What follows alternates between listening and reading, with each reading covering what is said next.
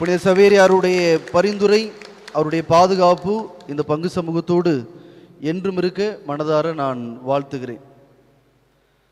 உங்களுக்கெல்லாம் ஆச்சரியமாக இருக்கலாம், இன்றைக்கி எடுக்கப்பட்டிருக்கிற தலைப்பு, இன்றைக்கி போயிட்டு இந்த தலைப்பை எடுக்கணுமா அப்படின்னு உங்களுக்கெல்லாம் தோணும். எனக்கு அது தெரியும். இன்றைக்கி சவேரியார் உங்களை ஆசீர்வதிப்பார், சவேரியாருடைய பாதுகாப்பு உங்களோட இருக்கும், இப்படி ஒரு மறையுரை வைக்கிறத விட்டுட்டு அது என்ன சவேரியார் குடிக்கு எதிரானவர், இந்த மறையுரை பெரும்பாலும் பெண்கள் தான் நிறைஞ்சிருப்பீங்க. ஏன் இன்றைக்கு இந்த தலைப்பை எடுக்க வேண்டும்? முதல்ல அதற்கு விளக்கம் இருக்கிறது. ஏன்னா நான் நம்புறது என்னென்னா, திருவிழாவுக்கு தான் எல்லாரையும் பார்க்க முடியும். கோவிலுக்கு வராத முகங்கள் அந்த பக்கமே வந்திருக்க மாட்டாங்க. ஆனால் அவங்களாம் என்னைக்கு வந்திருப்பாங்க? நேற்று வந்திருப்பாங்க, இல்லைன்னா இந்த திருவிழாவுக்கு வருவாங்க. இது ஒரு வாய்ப்பு. அப்போ ஆண்டவருடைய செய்தியை அவங்களுடைய உள்ளத்தில் பதிய வைக்கலாம் என்கிற ரீதியில் தான் இந்த தலைப்பை உங்களோடு பகிர்ந்து கொள்ள ஆசைப்பட்டேன். ஆனால் மழை என்ன நினச்சோ தெரியல, அதை கொஞ்சம் கெடுத்து வச்சுருக்குது. ஆனால் ஃபாதர்கிட்ட கேட்டேன், ஃபாதர் ஊர் ஃபுல்லாக இது கேட்குமா அப்படின்னு கேட்டேன். ஆமாம், கனெக்ட் பண்ணியிருக்கிறாங்க, குழாயில் கேட்கும் அப்படின்னு சொன்னாங்க. ஸோ அந்த நம்பிக்கையோடு இதை வெளியே இருக்கிறவங்களும் கேட்பாங்க அப்படிங்கிற நம்பிக்கையோடு இந்த வார்த்தைகளை இன்றைக்கு உங்களோடு நான் பகிர்ந்து கொள்கிறேன். சேசு ஃபாதர் இருக்கிறாங்க, அதனால் இப்போ நான் சொல்ல போகிற நிகழ்வு அது உண்மையிலே நடந்தது, கட்டுக்கதை கிடையாது. ஏன்னா நானும் தம்பியும் தான் ஒன்றா பைக்கில் வந்துட்டு இருக்கும் பொழுது நடந்த ஒரு நிகழ்வு. அதை சொல்லி இந்த மறையுரைக்குள்ளே போகலான்னு நினைக்கிறேன். ஒரு நேரம் மாதா கோயிலில், தூத்துக்குடி மாதா கோயிலில் பூசை வச்சுட்டு நானும் தம்பியும் தான் வந்துட்டு இருந்தோம். நான் பைக் ஓட்டிகிட்டு இருந்தேன், தம்பி பின்னாடி உட்காந்துட்டு இருந்தாங்க. 2 பேரும் வந்து கொண்டு இருந்தோம். அப்போது ஒரு மீனவர் ஒருத்தர், அவர் எங்களை பைக்கில் கிராஸ் பண்ணுறார். நாங்கள் 2 பேருமே அங்கி போட்டுட்டு தான் வந்துட்டு இருந்தோம். அப்போ எங்களை திரும்பி பைக்கு ஓட்டிக்கிட்டே இருக்கும் பொழுது எங்களை பார்த்துட்டு ஒரு வார்த்தையை பேசிக்கொண்டே அவர் போகிறார். அந்த டயலாகை மட்டும் நான் உங்ககிட்ட பதிவு செய்கிறேன், அந்த உரையாடல். அவர் எங்ககிட்ட என்ன கேட்டார் அப்படின்னா, கானாவூர் திருமணத்தில், வார்த்தையை பாருங்கன்னா, அவர் ஒரு இறையியல் படிக்காத ஒரு சாதாரண மனிதர். அவர் கேட்ட கேள்வி, கானாவூர் திருமணத்தில் மாதா போனதுனால திராட்சை ரசம் பெருகுச்சின்னு சொன்னாங்க ஃபாதர். நான் வாசித்திருக்கிறேன். அவர் சொல்றார், மாதா கானாவூர் திருமணத்தில் போனதுனால திராட்சை ரசம் பெருகுச்சு, தூத்துக்குடி மாதா ஊர் அப்படிங்கிறதுனால தானோ? அவர் கேட்ட கேள்வி. ஏன்னா தூத்துக்குடினாலே பனிமய மாதா கோயில் இருக்குது. தூத்துக்குடியில் பனிமய மாதா கோயில் இருக்குது, தாய் இங்கே இருக்கிறதுனால தான் என்னமோ எல்லா திருமண வீடுகள்லையும் இன்னைக்கு குடி கூடிக்கிட்டே இருக்கா ஃபாதர்? கேள்வி கவனிங்கன்னா ரொம்ப ஆழமான கேள்வி. கானாவூர் திருமணத்தில் மாதா போனதுனால திராட்சை ரசம்னா மது, அது பெருகினது போல இது தாய் குடியிருக்கிற ஊர் அப்படிங்கிறதுனால தானோ இங்கே எங்கே திருமணம் நடந்தாலும் குடி கூடிக்கொண்டே போகிறதே? சாமிமார் நீங்கள் இதெல்லாம் கேட்க மாட்டீங்களா? சொல்லிட்டு அவர் போயிட்டார். உண்மையிலே சொல்கிறேன், இந்த கேள்வி மண்டைக்குள்ள குடஞ்சிக்கிட்டே இருக்கு இன்னமும். இது அங்கே மட்டும் இல்லை, இப்போ பொத்த காளான் விளையினா நீங்கள் அங்கேருந்து பிரிஞ்சு வந்தவங்க தான், ரைட்? இது தாயினுடைய பாதுகாப்பில் இருக்கக்கூடிய ஒரு ஊர் தான். இந்த கேள்வி இங்கேயும் பொருந்தும் நான் நினைக்கிறேன். உங்களுடைய திருமண வீடுகளை கொஞ்சம் திருப்பி பாருங்க. திருமண வீடுகளில் இன்றைக்கு குடிப்பதற்கு என்றே தனியாக பணம் ஒதுக்கக்கூடிய ஒரு சூழ்நிலைக்கு இந்த சமூகம் இன்றைக்கு தள்ளப்பட்டிருக்கிறது. குடி வாங்கி கொடுக்கலன்னு வச்சுக்காங்களேன், இது என்னல நீ திருமணம் நடத்துறேன்னு கேட்கக்கூடிய அளவிற்கு இன்றைக்கு போகிறது. இன்னும் நான் அழுத்தமாக பதிவு செய்கிறேன், இன்றைக்கு யாருக்கு திருவிழா எடுக்கிறீங்க? சவேரியாருக்கு. இன்றைக்கு மத்தியானம் நீங்கள் உங்கள் வீடுகளில் போய் பாருங்கள் என்னென்ன கூத்துலாம் நடக்கும். ஸோ மற்ற நாட்களில் கூட குடிக்க மாட்டாங்க. இன்றைக்கு என்னுடைய புனிதருக்கு என்று நான் விழா எடுக்கிற இந்த தருணத்தில் இன்னைக்கு நாம் குடிப்போம். குடிக்கிறதுக்கு அவங்க ஒரு காரணம் சொல்லுவாங்க. என்ன காரணம் சொல்லுவாங்க? இன்றைக்கு நம்ம ஊர் திருவிழா, சவேரியாருக்கு திருவிழா, எனவே நான் குடிக்கிறேன். அப்படின்னா சவேரியார் பெயரில் பாவம் செய்கிற அளவிற்கு இன்றைக்கு இந்த சமூகம், கிறிஸ்தவ சமூகம் வளர்ந்திருக்கிறது என்றால் இதை இன்றைக்கு நான் கேள்வி கேட்டாக வேண்டும். அதிலையும் ஏன் இன்றைக்கு இந்த டாபிக்கை நான் எடுத்தேன் அப்படின்னா, இப்படி சவேரியாரை பற்றி தெரியாத ஒரு காரியத்தை நான் உங்கள்கிட்ட பதிவு செய்கிறேன். நமக்கு சவேரியார்னா என்னதான் தெரியும்? அவர் உடல் அழியாதவர். உடனே ஒரு வார்த்தையை சொல்லுவோம், ஏன்னா அந்த வார்த்தை நிமித்தம் அவர் மனமாறியவர், தமிழகத்தில் அவர் ஆண்டவரை போதித்தார், நிறைய சொல்லலாம். ஆனால் சவேரியார் எழுதிய கடிதங்கள் அப்படின்னு ஒரு புத்தகம் இருக்குது. உங்களுக்கு வாய்ப்பு இருக்கும்னா, ஏன்னா நீங்கள் அதை வாசிக்கணும். நீங்கள் சவேரியாரை புனிதராக கொண்டிருக்கிறீங்க அப்படின்னா, பாதுகாவலரா, இந்த புத்தகத்தை நீங்க கண்டிப்பா உங்க வாழ்க்கையில வாசிக்கணும். அவர் கைப்பட எழுதிய கடிதங்கள் எல்லாவற்றையும் ஒரு புத்தகமாக அச்சிட்டிருக்கிறார்கள். அந்த புத்தகத்தில் இருக்கக்கூடிய ஒரு விஷயம், அவர் புன்னக்காயல்ல இருக்கிற பொழுது ஒரு சிறைச்சாலை வைத்திருக்கிறார். இது வரலாறு, நான் கட்டுக்கதெல்லாம் சொல்லல. அந்த புத்தகத்தை எடுத்து வாசித்து பாருங்க. புன்னக்காயல்ல அவர் தலைமை பீடமாக கொண்டு நற்செய்தியை போதித்துக் கொண்டிருக்கிற பொழுது அங்கு ஒரு சிறைச்சாலையை புனித சவேரியார் நிர்வகித்திருக்கிறார். சிறைச்சாலை பொதுவாக யார் தான் நிர்வகிப்பாங்க? அரசு தான் நிர்வகிக்கும். ஏன் சிறைச்சாலை? ஒருவன் தவறு செய்வான் என்றால் அவனை கண்டித்து திருத்துவதற்கு சிறைச்சாலை. புனித சவேரியார் சிறைச்சாலை வைத்திருந்தார். எதற்கு அந்த சிறைச்சாலை என்றால், யாரெல்லாம் ஞானஸ்தானம் பெற்றுவிட்டு குடித்தார்களோ அவர்களை கொண்டு வந்து அடைத்து தண்டித்து திருத்துவதற்காக அவர் ஏற்படுத்தின சிறைச்சாலை அது. அந்த கடிதத்தில் எழுதுகிறார், இந்த சிறைச்சாலையில் இத்தனை நபர்கள் இந்த நேரத்தில் இருக்கிறாங்க, இவர்கள் எல்லோரும் திருமுழுக்கு பெற்று குடித்து கொண்டிருக்கிறார்கள், இவர்களை திருத்துவதற்காக நான் இந்த சிறைச்சாலையில் அவர்களை அடைத்து வைத்திருக்கிறேன் என்று அவர் எழுதுகிறார். எனவேதான் நான் இன்றைக்கு இந்த தலைப்பை எடுத்திருக்கிறேன், புனித சவேரியார் குடிக்கு எதிரானவர். புனித சவேரியார் மட்டுமல்ல, இந்த கத்தோலிக்க திருச்சபை, இந்த இயேசு இந்த குடிக்கு எதிரானவர். கத்தோலிக்கர்களாகிய நாம குடிக்கிறோம் என்றால் நாம் இந்த கிறிஸ்தவத்திற்கு எதிரானவர்கள், இந்த கிறிஸ்துவுக்கு எதிரானவர்கள் என்பதை அழுத்தமாக இன்னைக்கு நான் உங்களோடு பதிவு செய்ய விரும்புகிறேன். சரிங்களா? இதுதான் நோக்கம். ஏன் இந்த திருவிழா நாளில் இப்படிப்பட்ட ஒரு தலைப்பை எடுக்க வேண்டும்? இதுதான் நோக்கம். இந்த நோக்கத்தின் அடிப்படையில் மறையுரைக்குள்ள போகலாம். இப்போ நான் ஒரு கதை சொல்ல போறேன். இந்த கதை ஒரு சில பேருக்கு உறுத்தும், மன்னித்துக் கொள்ளுங்க. நான் திரும்ப திரும்ப ஒரு வார்த்தையை சொல்லிக்கிட்டே இருப்பேன். அந்த வார்த்தை உங்களை குறிப்பிடுவதற்காக அல்ல, ஒரு விஷயத்தை பதிவு செய்வதற்காகத்தான். அதனால தயவு செஞ்சு போகும் பொழுது ரவுண்டு கட்டி அடியை போட்டுறாதீங்க. ஒரு கதை சொல்ல போறேன். அந்த கதை ரொம்ப கஷ்டமா இருக்கும் ஒரு சில பேருக்கு மட்டும். வெளியே இருக்கிறவங்களுக்கும் இந்த கதை ரொம்ப கஷ்டமா இருக்கும். ஆனால் மன்னித்து கொள்ளுங்க, இந்த கதையை சொன்னால் மட்டும்தான் ஒரு விஷயத்தை உங்களோடு நான் பதிவு செய்ய முடியும். அல்ல, திரும்ப திரும்ப அந்த வார்த்தையை சொல்வேன். அந்த வார்த்தைக்காக என்னை மன்னித்து கொள்ளும்படி முதலே நான் கேட்டுக்கொள்கிறேன். ஒரு அற்புதமான வீடு.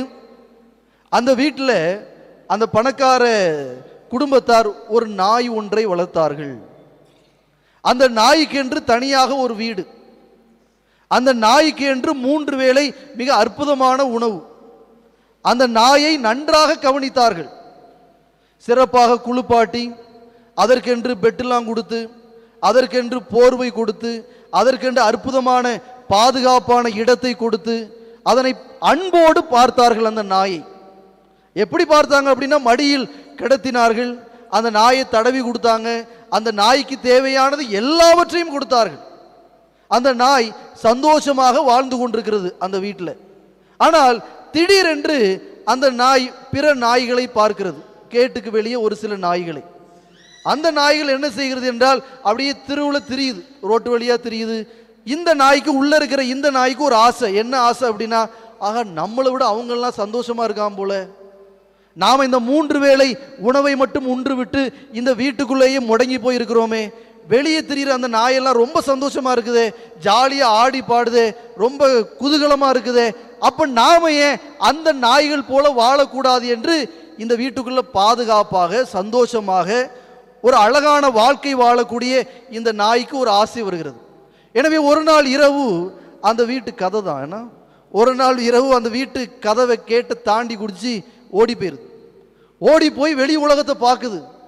ஆகா, இந்த உலகம் நல்லா இருக்குதே, இவங்க எல்லாரும் ரொம்ப சந்தோஷமா இருக்கிறாங்களே, இந்த தெருநாய்கள் போல நாமளும் சந்தோஷமா இருக்கலாம் என்று அந்த நாய் தெரு தெருவாக சுத்துகிறது. தெரு தெருவாய் போய் தெருவில் இருக்கிற குப்பைகளில் இருக்கிற அந்த உணவுகளை எல்லாம் அந்த நாய் சாப்பிட ஆரம்பிக்கிறது.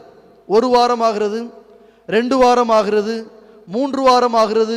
அந்த நாய்க்கு ரொம்ப சந்தோஷம். ஆகா, இந்த பிச்சை சோறு நல்லா இருக்குதே, குப்பை தொட்டியில் இருக்கிற இந்த சோறு நல்லா இருக்குதே, நான் ரோட்டில் படுத்து கிடக்கிறது நல்லா இருக்குதே, எனக்கு எந்த பாதுகாப்பும் இல்லை, ஆனால் அந்த புதிய சுவை அந்த நாய்க்கு சந்தோஷத்தை கொடுக்கிறது, அது மகிழ்ச்சியோடு இருக்கிறது. 1 மாதம் ஆகிறது, அந்த நாய்க்கு உணவளிப்பார் யாருமே இல்லை. தேடுது, ஒவ்வொரு இடமா போகுது, ஒண்ணுமே இல்லை சாப்பிடுறதுக்கு. கடைசியா ஒரு குப்பை தொட்டியை பார்க்குது. அந்த குப்பை தொட்டியில காஞ்ச எலும்பு ஒண்ணு கிடக்குது. அதான் ஒண்ணுமே இல்லையே.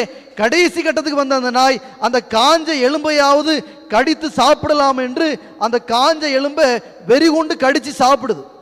அப்ப என்ன நடக்கும்? அந்த காஞ்ச எலும்பு அந்த நாயினுடைய நாக்கை கிழிக்கிறது. அந்த நாக்கை கிழிக்க கிழிக்க அந்த நாக்கிலிருந்து ரத்தம் ஓடிக்கொண்டே இருக்கிறது.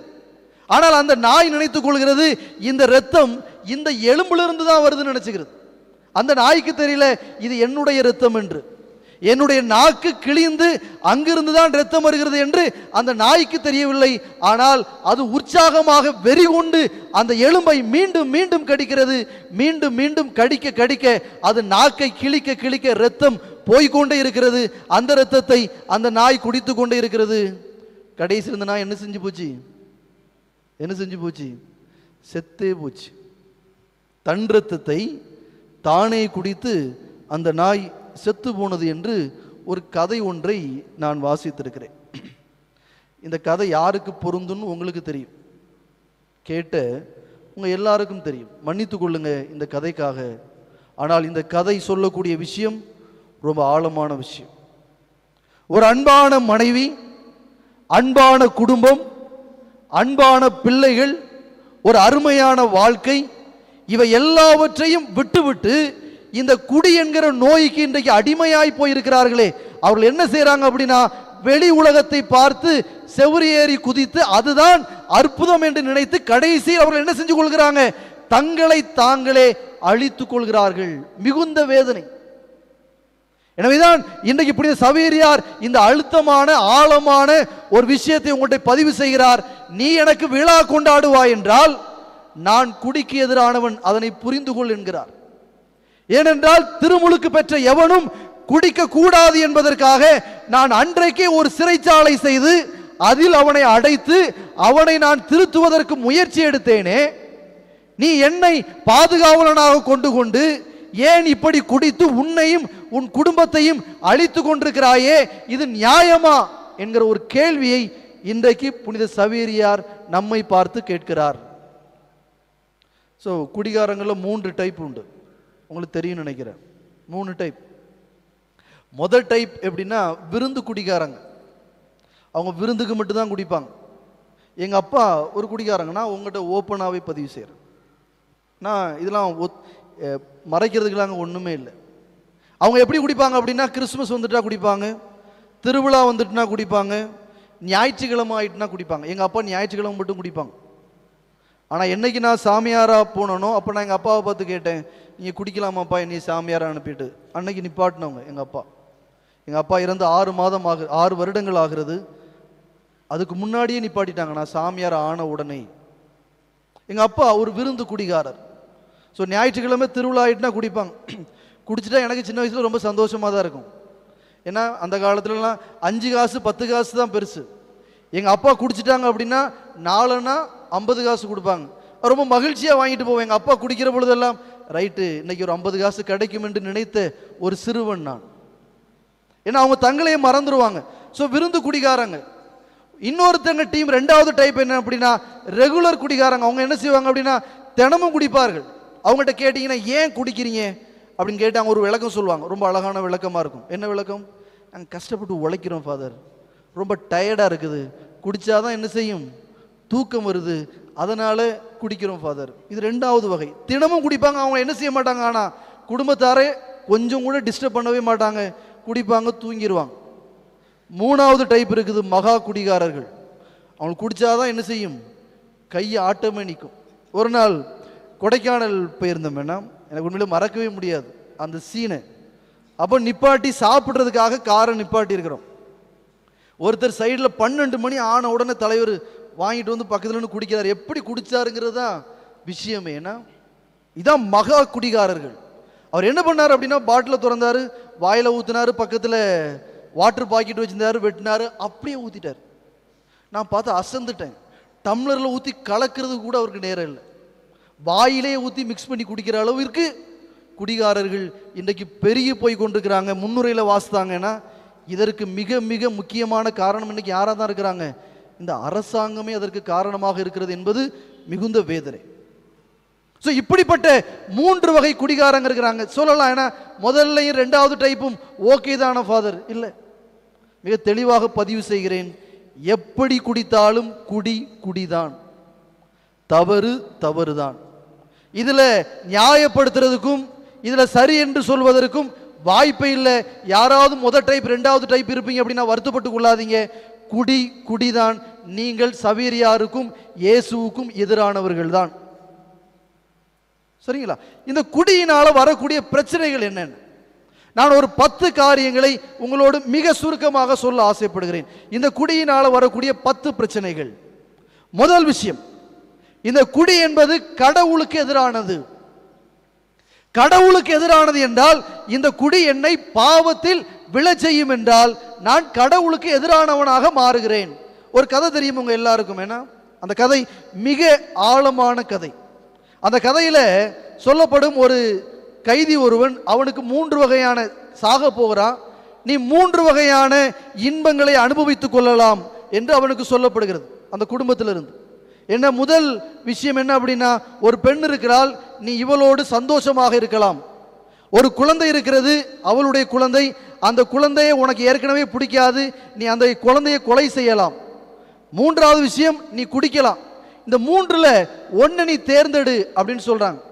அவன் நினைத்துக் கொள்கிறான், குடிக்கிறது தான் மிக குறைந்த இங்க பாவம், எனவே நான் இந்த குடியை தேர்ந்தெடுத்துக் கொள்கிறேன் என்று அவன் குழந்தையை கொல்லல, அந்த பெண்ணை அவன் மோசமான காரியத்திற்கு பயன்படுத்தல. இது மிக சிறிய காரியம் தானே, இது என்னை மட்டும் தானே பாதிக்கிறது, பரவாயில்லை என்று அவன் குடிக்கிறான். குடித்து அவன் தன்னை மறக்கிறான். தன்னை மறந்த அவன் அந்த பெண்ணை தவறாக பயன்படுத்த முயற்சி செய்கிறான்.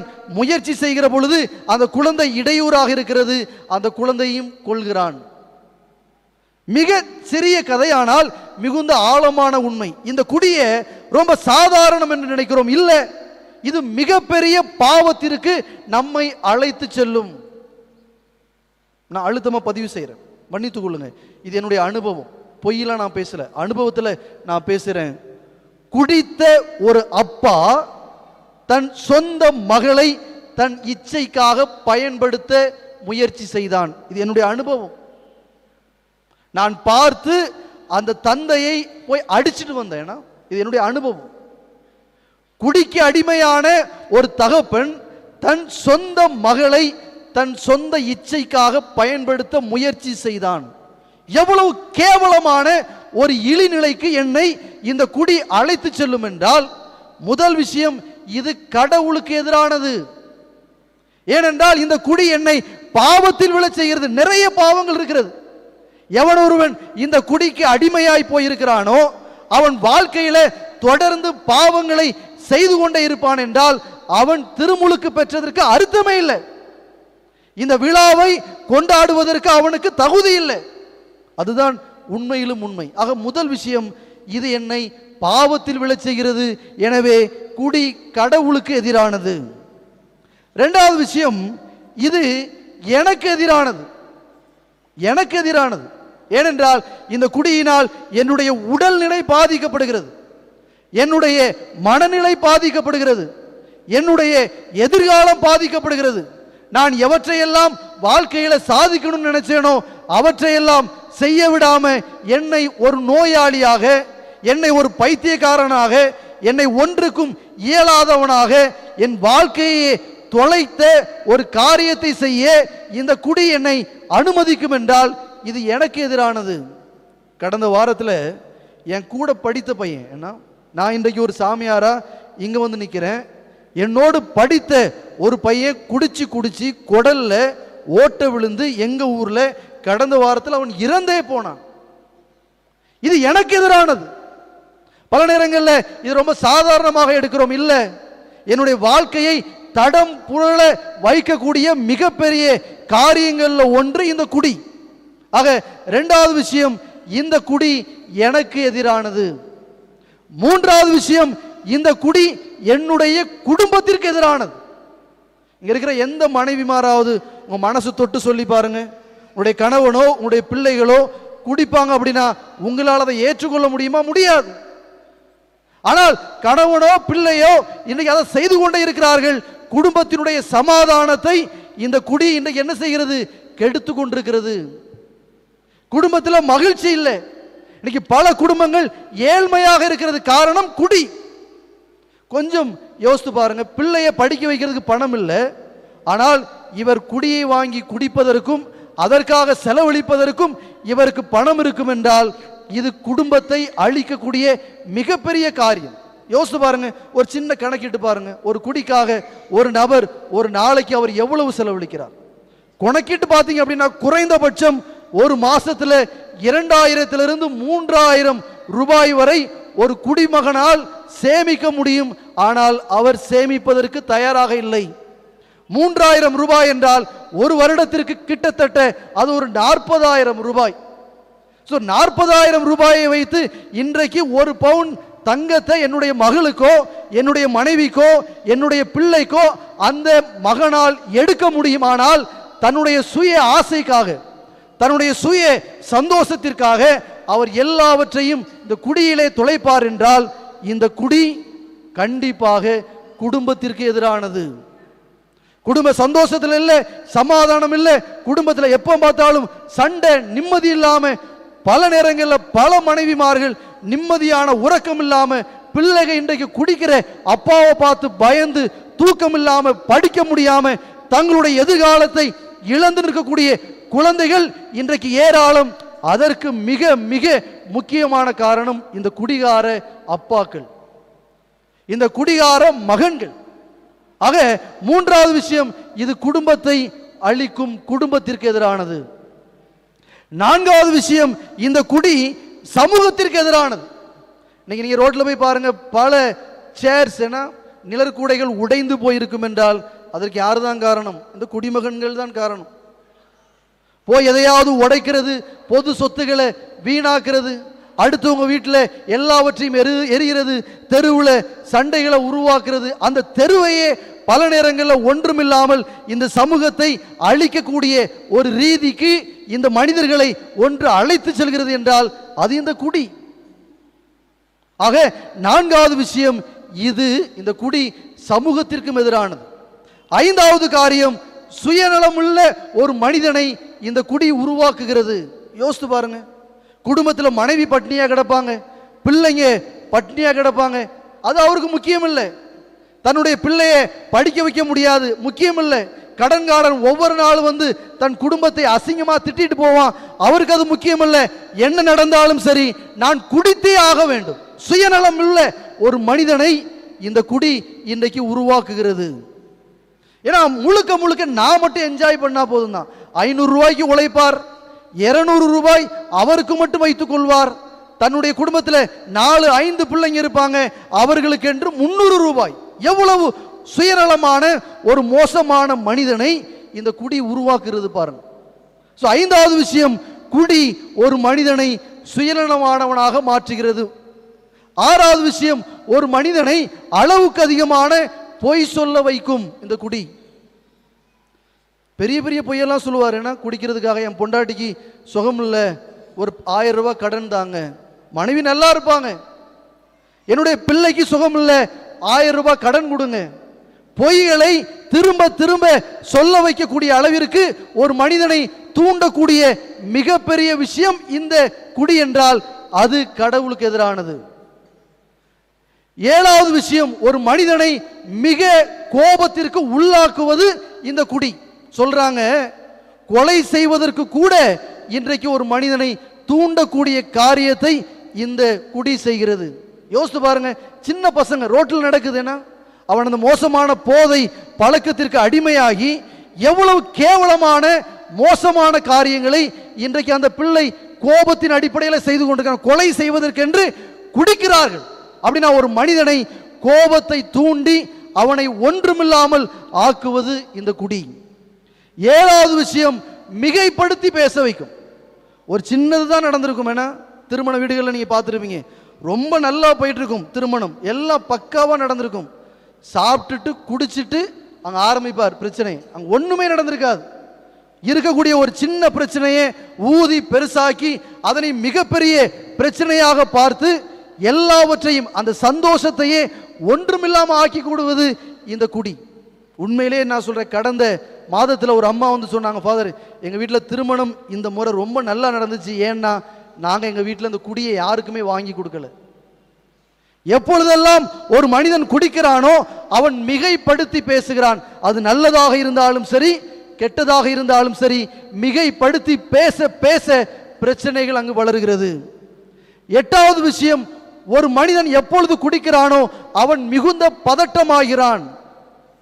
மிகுந்த பதட்டமாகிறான். ஏன்னா கைகாலில் ஆட ஆரம்பிக்கும், மனசுக்குள்ள நிதானமா இருக்காது, அவர்களால் நிதானமா யோசிக்க முடியாது. இவையெல்லாம் என்ன செய்யும் என்றால் அந்த மனிதனை நிதானமற்றவனாக்கி பதட்டமாக்கி வாழ்க்கையே ஒண்ணுமில்லாம ஆக்கி விடுகிறது இந்த குடி. 9வது விஷயம், இவன் பிறரை சார்ந்திருக்க செய்கிறது. ஒரு மனிதனை அடிமையாக மாற்றுகிறது இந்த குடி. இந்த குடிக்காக யாருக்கெல்லாமோ அடிமை வேலை செய்யக்கூடியவனாக, ஒரு இழிந்த மனிதனாக, ஒரு அடிமையாக வாழக்கூடிய நிலைக்கு இந்த குடி ஒரு மனிதனை தள்ளுகிறது. 10வது விஷயம், இந்த குடி மிக மோசமான முன் உதாரணத்தை தன் பிள்ளைக்கு தருகிறது. அப்பா குடிக்கிறாங்க அப்படின்னா அதனை பிள்ளை பார்ப்பான் அப்படின்னா அவனுக்குள்ள என்ன மனசுக்குள்ள ஓடும்? அப்ப குடிக்கிறது தப்பு இல்லை போல, நானும் குடிக்கலாம். மிக மோசமான முன் உதாரணம் உள்ள ஒரு அப்பாவை தன் பிள்ளைக்கு இந்த குடி கொடுக்கும் என்றால் இந்த குடி மிகுந்த மோசமானது. ஸோ 10 விஷயங்களை நான் சொன்னேன். ஆனால் 10ஐயும் தாண்டி நிறைய விஷயங்கள் இருக்கிறது. குடிதான், அது மோசமானது தான், அதில் மாற்று கருத்தே இல்லை. ஆனால் இங்கே பெண்கள் தான் நிறைய பேர் இருக்கிறீங்க, நீங்கள் குடிக்க போகிறதில்லை. ஆனால் உங்களிடம் ஒரு கேள்வியை கேட்குறேன். இவ்வளோ நேரம் சொன்னது இவங்க எல்லாருக்கும், இதில் யாராவது குடி நோய்க்குள்ளே மாட்டியிருப்பாங்க அப்படின்னா, நீங்கள் கேஷுவல் குடிகாரங்களாலும் நீங்கள் குடி நோயில் தான் இருக்கிறீங்க, அதில் மாற்று கருத்தே இல்லை, மன்னித்து கொள்ளுங்க. ஏன்னா நீங்கள் ஒரு கேள்வியை கேளுங்க, ஏன் என்னுடைய கணவன், ஏன் என்னுடைய பிள்ளை குடிக்கிறான்? பல நேரங்களில் குற்றம் சாட்டுறோம் குடிக்கிறவங்களை பார்த்து, நீ குடிகாரன், நீ ஒன்றுக்கு உதவாதவன், நீ இப்படி குடிச்சிட்டு வந்து என் வாழ்க்கையை சீரழிக்கிறே என்று பல நேரங்களில் கணவனையும் பிள்ளையும் பார்த்து கேட்கக்கூடிய ஒவ்வொரு தாயும் ஒவ்வொரு மனைவியும் ஒரு கேள்வி கேளுங்க, என்றைக்காவது. ஏனென்றால் அவர் பிறக்கும் போதே குடித்த ஒரு மனிதர் அல்ல, இடையில் பழகின ஒரு பழக்கம் தான் அது. இந்த கேள்வியை நீங்க கேட்கணும், ஏன் என்னுடைய கணவர் குடிக்கிறார், ஏன் என்னுடைய பிள்ளை குடிக்குது, இதற்கு என்ன காரணம் என்று என்றைக்காவது அவர்களுடைய அருகில் அமர்ந்து நீங்க கேட்டிருக்கீங்களான்னு கேட்டு பாருங்க. பல நேரங்களில் இந்த குடிக்கு காரணம் நீங்களாக கூட இருக்கலாம். பல நேரங்களில் 90% மனைவியும் தாயும் தான் காரணம். ஏனென்றால் அவர்களுக்கு தர வேண்டிய அன்பை, அவர்களுக்கு தர வேண்டிய ஒரு இடத்தை, அவர்களுக்கு தர வேண்டிய பாசத்தை, அவர்களுக்கு தர வேண்டிய புரிதலை பல நேரங்களில் இந்த மனைவிகளும் இந்த தாய்மாரும் இவர்களுக்கு தருவதில்லை. எனவே இதனை விட்டுட்டு எப்படியாவது தப்பிக்கணும்னு நினைச்சுதான் குடிக்கிறவங்க இன்றைக்கு பல பேர். திருமணம் ஆகிறவரை குடிக்கவே மாட்டான். ஏன்னா திருமணமாகி 1 வருஷத்தில் குடிக்கக்கூடிய நிறைய நண்பர்கள் இன்றைக்கு உண்டு. காரணம் யார்? காரணமே யார்? இந்த கேள்வியை கேளுங்க, யார் காரணம்? அப்ப இவ்வளவு நாளும் குடிக்காத மனம் இருந்தான், ஏன் திடீர்னு குடிக்கிறான்? அப்ப அவனுடைய வாழ்க்கையில ஏதோ ஒரு பிரச்சனை இருக்கிறதே, யார் காரணம்? பல நேரங்களில் குடும்பத்தில் உள்ளவங்க தான் இன்னைக்கு காரணம். மன்னித்துக் கொள்ளுங்க, உங்களுடைய ஆடம்பர வாழ்க்கையும் பல நேரங்களில் இந்த கணவன்மாரை இல்லை என்றால் பிள்ளைகளை குடிக்க அனுமதிக்கிறது. உடைய பாசமற்ற சொற்கள் பல நேரங்களில் உழைத்து வரக்கூடிய கணவனை, உழைத்து வரக்கூடிய பிள்ளையை பாசமாக நீங்க கவனிக்கிறதே இல்லையே. அது அவனுடைய வேலை, அவன் உழைக்கணும், உழைச்சி என் குடும்பத்துக்கு தரணும் என்று கடமைக்கு தான் பல நேரங்களில் கணவன்மார்களை பிள்ளைகளை பார்க்கிறோமே தவிர அவர்களை பாசத்தோடு அன்போடு நம்ம பார்க்கிறதே இல்லை. அப்போ அந்த பாசத்தை இழந்த, அந்த அன்பை இழந்த அந்த மகனோ இல்லை என்றால் அந்த கணவனோ என்ன செய்யறான்? அதனை வேற வழிகளில் தேட ஆரம்பிக்கிறான். அதுதான் இந்த குடி நோய்க்கு அவர்கள் அடிமையாகவும் போகிறார்கள். அமர்ந்து பேசுங்கள் தயவு செய்து. குடிகாரன் குற்றம் மட்டும் சாட்டாதீங்க. இவன் குடிச்சு என் குடும்பத்தை ஒன்றும் இல்லாமல் ஆக்கிட்டான்னு குற்றப்படுத்தாதீங்க. உட்கார்ந்து பேசி பாருங்கள் என்ன காரணம். அந்த காரணம் உங்களால சரி செய்யப்பட முடியும் என்றால் தயவு செய்து அதனை சரி செய்து அந்த காரணத்தை அவரிடம் எடுத்துவிட்டு அவர்களுக்கு தேவையானதை கொடுத்து அந்த குடி நோயிலிருந்து அவர்களை மீட்டெடுக்க தயவு செய்து பெண்கள் நீங்கள் முயற்சி செய்ய வேண்டும். ஏனென்றால் ஒரு பெண்ணால் இயலாத காரியம் எதுவுமே இல்லை. நிச்சயமாக நீங்கள் நினச்சிங்கன்னா உடைய கணவனையும் உடைய பிள்ளைகளையும் உங்களால் இந்த குடிநோயிலிருந்து காப்பாற்ற முடியும். அன்பு பெண் பிள்ளைகளுக்கு அன்பான வேண்டுகோள், நீங்கள் நினச்சிங்க அப்படின்னா உங்கள் அப்பா இன்னைக்கு குடிப்பாங்க அப்படின்னா அவர்களை உங்கள் பாசத்தினால காப்பாற்ற முடியும். நிச்சயமாக நான் சொல்கிறேன். என் அப்பாட்ட நான் கேட்ட ஒரு கேள்விதான், என்னைய நீங்கள் சாமியார் அனுப்பிட்டு இப்படி குடிப்பீங்களாப்பா, அவ்வளோதான், அங்கே முடிஞ்சு போச்சு. பாசத்திற்கு கட்டுப்படாத எந்த தகப்பனும் இந்த உலகத்தில் இருக்க முடியாது. ஒரு பெண் பிள்ளை நினைப்பாள் என்றால் நிச்சயமாக தன் அப்பாவை இந்த குடிநோயிலிருந்து மீட்டெடுக்க முடியும். அப்பாவுக்கு ஒரு சின்ன அரவணைப்பு போதும். அப்பா கையை பிடிச்சி அவங்க பக்கத்தில் உட்கார்ந்து நீ பேசினால் போதும். அவர் குடிகார தகப்பனாக இருந்தால் கூட அவர் குடிச்சிட்டு வரும் பொழுது அவங்க கையை என்னைக்காவது பிடிச்சி அவங்க பக்கத்தில் உட்கார்ந்து அவங்க தோல்ல கை போட்டு ஏன்பா குடிக்கிறீங்க, கொஞ்சம் நிறுத்துங்களப்பா அப்படின்னு ஒரு பிள்ளை பெண் பிள்ளை சொல்லுவாள் என்றால் நிச்சயமாக அந்த குடிகார தகப்பன் மாறியே தீருவார். பாசத்திற்கு கட்டுப்படாத எந்த அப்பாக்களும் இந்த உலகத்தில் இருக்கவே முடியாது. ஆனால் பெண் பிள்ளைங்க அதை செய்யறதே இல்லை இன்றைக்கு. எனவே அன்பு சவேரியாரின் பக்தர்களே, இன்றைக்கு நான் உங்களிடம் அன்போடு கேட்பது இதுதான். புனித சவேரியார் இந்த குடிக்கு எதிரானவர், இயேசு இந்த குடிக்கு எதிரானவர். இந்த குடி உங்களையும் அழித்து குடும்பத்தையும் அழித்து சமூகத்தையும் அழித்து உங்கள் வாழ்க்கையும் அழிக்க போகிற மிகப்பெரிய ஒரு ஆயுதம். கவனமாயிருங்கள். எங்களுடைய பங்கில் AAA அப்படின்னு ஒரு மீட்டிங் நடக்கும் ஒவ்வொரு வெள்ளியும் ஒவ்வொரு சனிக்கிழமையும். அவங்க என்ன பண்ணுவாங்க அப்படின்னா, யாரெல்லாம் குடித்து கொண்டிருந்தார்களோ அவர்கள் மனமாறி அந்த மீட்டிங்க்கு வருவாங்க. பல வாரங்களில் கேக்கு வெட்டி கொண்டாடுவாங்க. நான் போய் கேட்டிருக்கிறேன், எதுக்கு இன்னைக்கு கேக்கு வெட்டினீங்க அப்படின்னு கேட்டிருக்கிறேன். அவங்க சொல்லுவாங்க, இன்றையோடு நான் குடித்து 1 வருடம் ஆகிறது, இன்றோடு நான் குடித்து 2 வருடம் ஆகிறது, இன்றோடு நான் குடித்து 3 வருடம் ஆகிறது, இன்றோடு நான் குடித்து 100 நாட்கள் ஆகிறது. அதை கொண்டாடுவாங்க கேக்கு வெட்டி. என்ன அவர்கள் எல்லோரும் கூடி நான் இப்படி மீண்டு வந்தேன், நீங்களும் மீண்டு வரணும் என்று சொல்லக்கூடிய ஒரு அழகான ஒரு அமைப்பு தான் AAA அப்படிங்கிற ஒரு அமைப்பு. இது எல்லா கிறிஸ்தவ ஆலயங்களிலும் இருக்கணும், உங்க கோயிலில் இருக்கணுங்கிறேன். ஏன் தெரியுமா? உங்க பங்குல அது இருக்கணும். ஏனென்றால் சவேரியார் இதற்காகவே உழைத்தவர். திருமுழுக்கு பெற்ற யாரும் குடிக்க கூடாது என்பதில் அவர் உறுதியாக இருந்தார். இப்ப புதிதாக மறை மாவட்டத்தில் ஒரு சபை ஒன்றை ஆரம்பிக்கிறார்கள், மது விலக்கு சபை.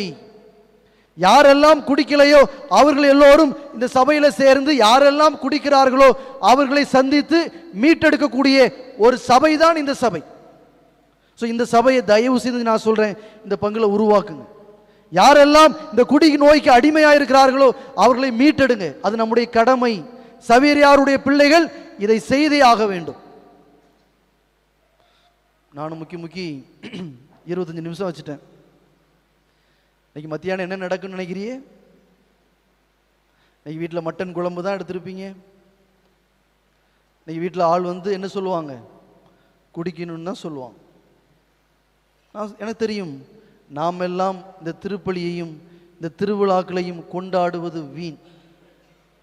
இன்றைக்கு எந்த ஒரு தகப்பன் எந்த ஒரு மகன் இன்னைக்கு இந்த சவேரியாருக்காக நான் குடிக்க மாட்டேன் அப்படின்னு உறுதி எடுக்கிறீங்களோ நீங்கள் தான் உண்மையான கிறிஸ்தவர். சப்பரத்தை தூக்கிட்டு போறதுனால நீங்களாம் சவேரியார் பக்தர்னு சொல்லிக்கிறாதீங்க. நான் அழுத்தமாக பதிவு செய்கிறேன். நான் சவேரியாருக்கு 1000 ரூபாய் டொனேஷன் கொடுத்துட்டேன், நான் சவேரியார் பக்தர்னு யாரும் சொல்லிக்கிறாதீங்க. நேற்று ரொம்ப அழகாக பாடிட்டு இருந்தீங்க. ஏன்னா நான் ரொம்ப அழகாக நேற்று பஜன் பாடினேன் சவேரியாருக்காக. நான் சவேரியார் பக்தர்னு சொல்லிக்கிறாதீங்க. இன்னைக்கு நீங்கள் குடிக்காமல் இருந்தால் தான் சவேரியாருடைய பக்தர். நீங்கள் குடிச்சிங்கன்னா பக்கத்தில் இருக்கிற இந்து சகோதரர்களுக்கும் CSI சகோதரர்களுக்கும் ஒரு செய்தியை அழுத்தமாக பதிவு செய்கிறீங்க. என்ன செய்தி? நீ சவேரியாருக்கு திருவிழா, நான் குடிக்கிறேன். இன்னைக்கு சவேரியாருக்கு திருவிழாங்கிறதுனால நான் பாவத்தில் விழுறேங்கிற செய்தியை நீங்கள் எல்லாரும் சொல்ல போறீங்களா? இன்னைக்கு தாய்மார்களும் பிள்ளைகளும் மனைவிமார்களுக்கும் அன்பான வேண்டுகோள், உடைய கணவரோ பிள்ளையோ உங்கள் அப்பாவோ குடிப்பாங்க அப்படின்னா இன்னைக்கு உட்கார்ந்து பேசுங்க. ரொம்ப அந்த நகையை போட்டுக்கிட்டு ஜாலியாக வந்துக்கிட்டு கோயிலுக்கு வந்துக்கிட்டு நாங்கள் சவேரியாருடைய திருவிழாவை கொண்டாடுறோம், புது ட்ரெஸ்ஸை போட்டுக்கிட்டு நாங்கள் சவேரியாருடைய திருவிழாவை கொண்டாடுறோம்னு நினச்சிக்கிறாதீங்க. இன்றைக்கு உங்களுடைய கணவருடைய பக்கத்திலேயோ உடைய பிள்ளையினுடைய பக்கத்திலேயோ உடைய அப்பாவினுடைய பக்கத்திலேயோ அமர்ந்து, ஏன் அப்பா, ஏங்க நீங்கள் குடிக்கிறீங்க, ஏன் பிள்ளை நீ குடிக்கிறேன்னு எந்த தாயும் எந்த பிள்ளையும் எந்த மனைவியும் நீங்கள் கேட்கல அப்படின்னா நீங்களும் சவேரியாருடைய பக்திகள் அல்ல. இந்த திருவிழா வீணா தான் போகும். கேட்க செவியுள்ளோர் கேட்கட்டும். ஆமென்.